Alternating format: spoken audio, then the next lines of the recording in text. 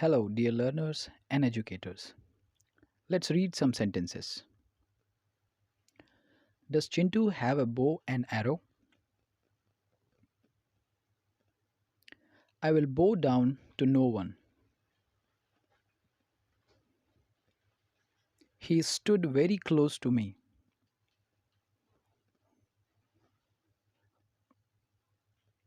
The shop is closed.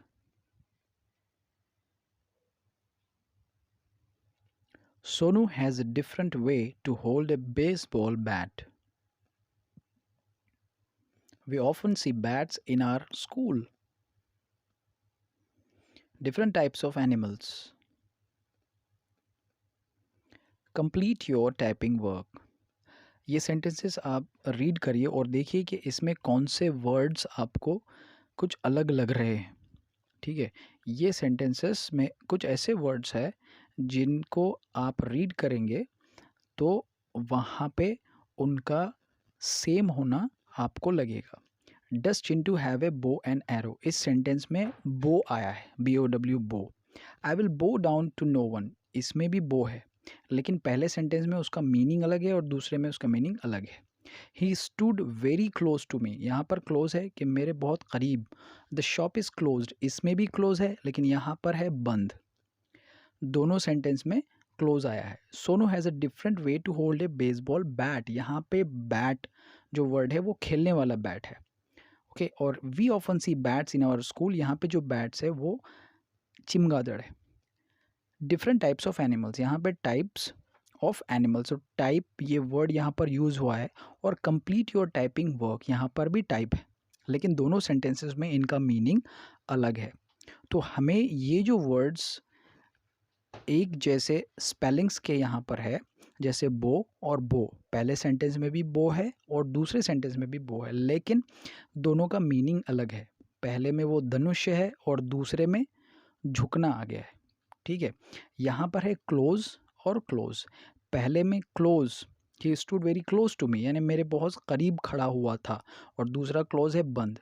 Bat, ये जो खेलने की बैट, जैसे बेसबॉल बैट हो गया, क्रिकेट बैट हो गया, और एक चिमगादड़, टाइप और टाइप किस्म हो गया।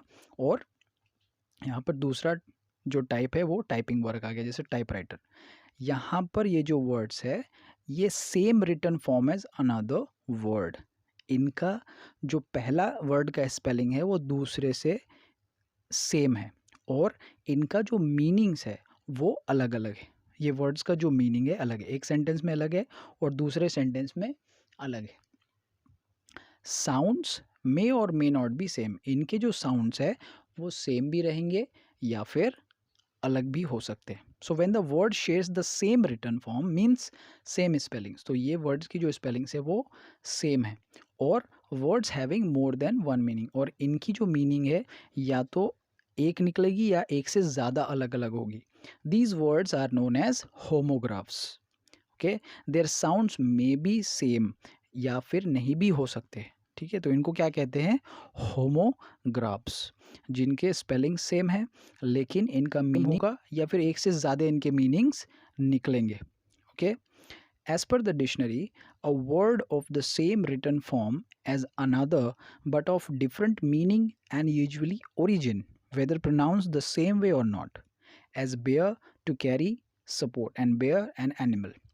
ओके, तो यहाँ पे कैसा है कि ऐसे वर्ड्स जिनकी स्पेलिंग्स सेम है लेकिन उनकी मीनिंग अलग होगी, मीनिंग एक होगी या एक से ज़्यादा भी हो सकती है, लेकिन उनका साउंड कभी सेम होगा और कुछ वर्ड्स का सेम नहीं भी होगा, जैसे कि बेयर और बेयर। ठीक है, so homograph is a Greek word. Homograph ये जो वर्ड है ये ग्रीक वर्ड है, जिसमें होमो का मतलब होगा सेम, होमो का मतलब है सेम, और ग्राफ का मतलब हो गया राइट। सो होमोग्राफ्स ये ऐसे वर्ड्स है जिनकी स्पेलिंग्स आपको सेम आएगी, तो मे बी ये आपको सेंटेंसेस में कंफ्यूज करेंगे, लेकिन इनको सेंटेंसेस जब आप पढ़ोगे तो इनके सेंटेंसेस से इनका मीनिंग समझ में आएगा। अब फॉर एग्जांपल जैसे कि हमने देखा कि बो है और बो है, तो दोनों का स्पेलिंग सेम है लेकिन दोनों अलग अलग सेंटेंसेस में उनका मीनिंग अलग हो रहा है।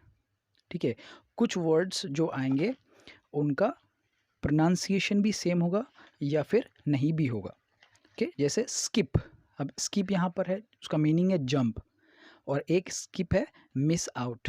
ओके, अब fair, fair one meaning is appearance और दूसरे फेयर का मीनिंग आएगा रीजनेबल, दोनों अलग वर्ड है। Okay, it is not fair, इस सेंटेंस में फेयर का मतलब आएगा रीजनेबल, और ही इज़ नॉट फेयर यहाँ पे आएगा अपीयरेंस के बारे में।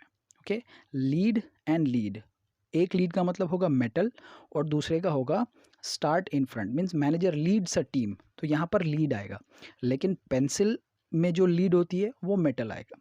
ठीक है, रो, आर ओ डब्ल्यू रो, आर ओ डब्ल्यू रो, एक रो जो वर्ड है उसका मीनिंग होगा लाइन, जो कि हम रो मीन्स लाइन, कॉलम और रो ये आता है एक्सेल में, और एक रो है वो है प्रोपेल अ बोट, यानी कि बोट चलाना। पोएम लाइन है जैसे रो रो रोयो बोट, तो वहाँ पे रो का मीनिंग आएगा बोट को चलाना।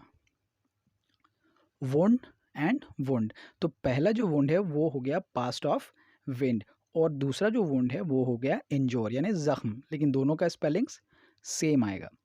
माइंट एंड मिनट, अब यहाँ पे देखिए कि एक का मीनिंग आएगा टाइनी, बहुत छोटा, और एक आएगा minute, please wait for a minute, तो यहाँ पे विनट है लेकिन स्पेलिंग सेम है, और इनका यहाँ पर थोड़ा सा प्रोनाउंसिएशन चेंज आएगा। ठीक है, एंट्रेंस मतलब टू डिलाइट, हैप्पी, और एक एंट्रेंस आ गया रास्ता, लेकिन दोनों का स्पेलिंग्स सेम है। तो ऐसे ये बहुत सारे होमोग्राफ्स है जो हमें इंग्लिश में कंफ्यूज करते हैं, लेकिन इनको क्या है, इन होमोग्राफ वर्ड्स को सेंटेंस रीड करने के बाद ही इनका मीनिंग समझना चाहिए। ठीक है, तो अगर कोई वर्ड आपको एक जैसा लग रहा है या मीनिंग भूल गया तो आप सेंटेंस रीड करिए, तो आपको उसका मीनिंग समझ में आ जाएगा। So homographs are the words which are having same spellings but different in meanings, their sounds may be और मे नॉट बी सेम। तो ये होमोग्राफ्स है, आप और भी होमोग्राफ वर्ड्स ढूंढिए और उसकी स्टडी कीजिए, और उनकी मीनिंग्स को आप सेंटेंसेस के ज़रिए समझिए। Start understanding homographs and make a record of more homographs.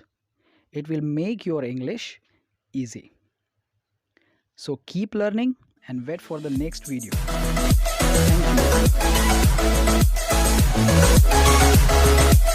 Thank you.